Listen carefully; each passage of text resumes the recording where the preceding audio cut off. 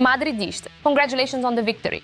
We are back in first place and we are approaching El Clásico in the best possible mood. Today we're talking about Xabi Alonso's tactical masterclass against Getafe's Bordalas. Before we begin, I'd like to ask each of you to like this video. Let's thank the team for such a phenomenal start in La Liga, 8 wins in 9 matches. Let's get started. Xabi Alonso put out a rather interesting lineup for this game. Valverde is the undisputed choice on the right in defense. It's worth noting the first simultaneous appearance since 2023 of what was once Real's main central defensive pairing, Militao and Alaba, with Carreras on the left. In midfield, for the first time this season, we saw the pairing of Tchouaméni and Camavinga, with Bellingham playing above them in the number 10 role. On the attacking flanks, our coach opted for Mstantuanu on the right and Rodrigo on the left. Vinícius was expected to play the role of a joker, and he did so brilliantly. Mbappé started up front, having arrived from the national team camp with an injury, but he managed to recover quickly. As early as the 8th minute, Kylian had a chance to open the scoring. Rodrigo broke through the opponent's defense, Mbappé stayed onside, but the goalkeeper narrowed the angle. In the next attack, our number 10 got on the end of a cross, but his shot was just off target. Here, it's worth highlighting the excellent interplay between Camavinga and Bellingham, who, with their movement and passing, easily bypassed several Getafe blocks and set up Kylian for a shot. In the 23rd minute, the referee rightly decided not to award a penalty. Valverde had no contact with his opponent, so it was rather strange to see him go down like that. A little later, Mbappé tried to work his magic surrounded by 4 opposing players, but the top scorer in La Liga was stopped this time.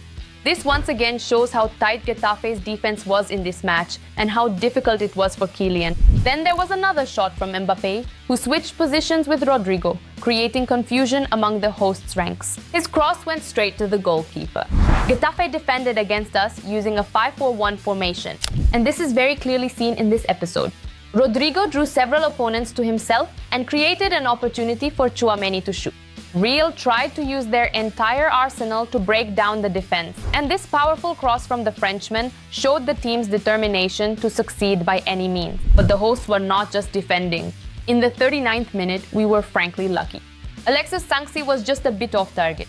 At the end of the first half, Real launched a fast counter-attack that ended with a shot from Rodrigo and once again a save Zari. It's also worth mentioning Alaba's free kick. It was very close to being a goal. Madrid was dominant in their first 45 minutes. 76% possession, 9 shots, 338 passes. But the most important thing Alonso's team managed to do was to impose their pressing on the opponent, which destroyed any counterplay from Getafe.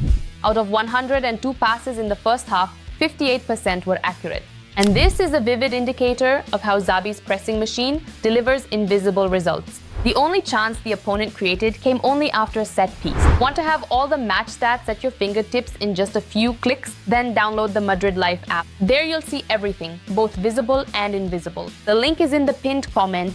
The second half started without David Alaba. We hope the Austrian will return to action soon, as he's been in excellent form. In the 54th minute, another chance was created thanks to the efforts of Mbappé and Rodrigo. But Jude played very straightforwardly in the final phase. Then Vinícius came onto the field and ultimately he made the decisive contribution to the victory. Mstantuanu did not provide the team with the necessary creativity in this match. After the break, Getafe looked sharper in attack and made several forays thanks to Lizo's efforts. Given the way the game was going, Güler's introduction seemed inevitable, as our team was lacking that final pass. When Arda replaced Camavinga, I was sure a goal was coming soon. Real switched to a more aggressive 4-3-3, with Rodrigo playing on the right, Vinícius on the left, and Mbappé in the center. By the 65th minute, Jude found Kylian with a pass. It was a very high-quality attack. The goal was getting closer. In the 72nd minute, we should have opened the scoring when our number 10's free kick missed the target by a miracle. And then came the key moment. An incredible foul against Vinícius. The referee, without hesitation, showed a red card for the rough foul. That was the X factor the team so desperately needed.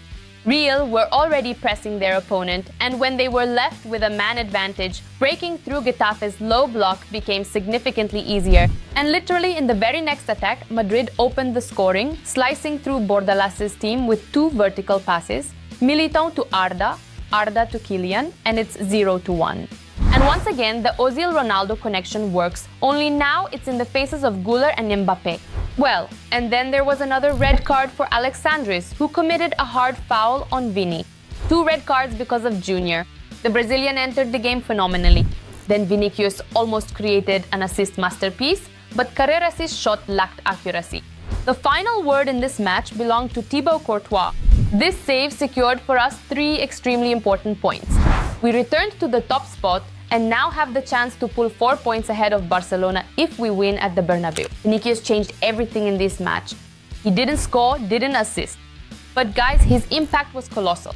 He came on and that was it. The game opened up.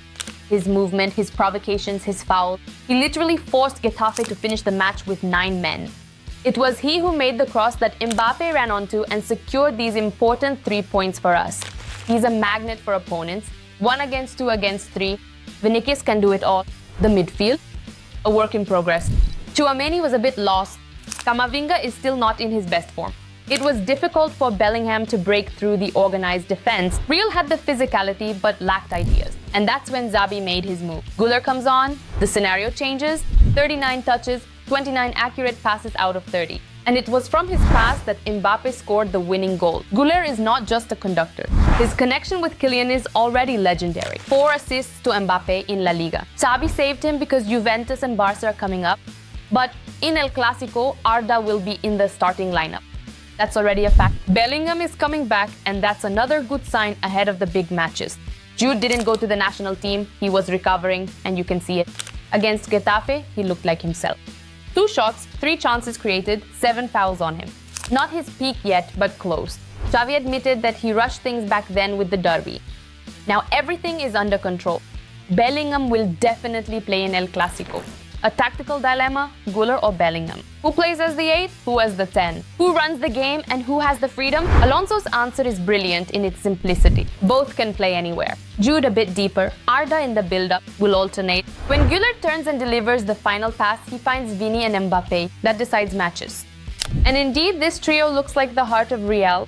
Not perfect. It's tough, tense, but it's a win. And most importantly, the team structure is clear. Courtois is unshakable. Vini is the engine, Güler is the brain, Mbappé decides. And now the week of truth. Juve in the Champions League and later a Clásico. Click like if you believe in Xabi Alonso, this Real. Write in the comments your starting lineups for the matches against Juventus and Barcelona. And remember, Hala Madrid.